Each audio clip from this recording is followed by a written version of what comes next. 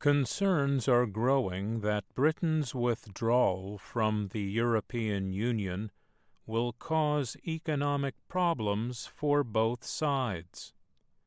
Making matters worse is the possibility that some European countries may see their economies decrease in the coming months. This week, British Prime Minister Boris Johnson moved to suspend Parliament for weeks.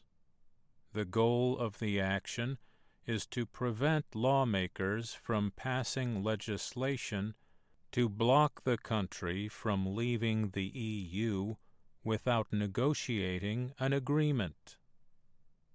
The time limit for Brexit, as it is called, is October 31st. Negotiators have failed to reach an agreement in the 3 years since a majority of the British people voted to leave the EU in 2016. Many experts now believe a so-called no-deal Brexit is likely to happen. Economists and business experts say the result of a no-deal Brexit would cause widespread problems and disorder. Problems could include new taxes on trade, slower movement of people and goods at borders, and problems with licenses to do business in other countries.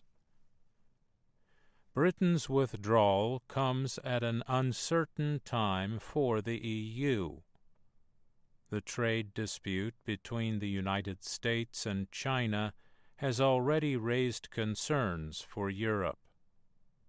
And Germany, which depends on exports and manufacturing, is facing the possibility of a recession.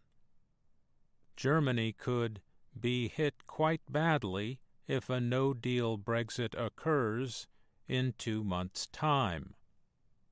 That is what Andrew Kenningham said. He is an economist with Capital Economics, a research group in London. Germany is Europe's largest economy. From April to June, its economy shrank. Many economists believe the same will happen from July to September. That means the country would be in a recession as a no-deal Brexit takes place. Some economists also predict that Britain could fall into a recession as well. They estimate the British economy would shrink by about 3%. Italy's economy did not grow at all from April to June, and could also face a recession. Supporters of Brexit, however, say companies have had more than 3 years to prepare. Finally leaving, they say, would remove uncertainty. Nigel Driffield is a professor of international business at Warwick Business School in Britain.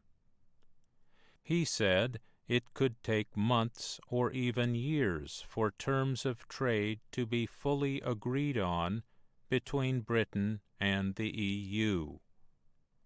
He said some companies could prepare by planning for the future. However, suppose another supplier, perhaps in another country, fails to prepare. Your part of the value chain still grinds to a halt, and your customer still stops ordering. What do you do? Driffield asked. Driffield expects a no-deal Brexit to lead to 5 to 10 years of negotiations over trade. That is about as long as negotiations with Canada took to complete. The EU is Britain's largest trading partner, representing half of its international trade. Trade with Britain is 20% of the EU's trade total. By comparison, 18% of Britain's exports go to the U.S.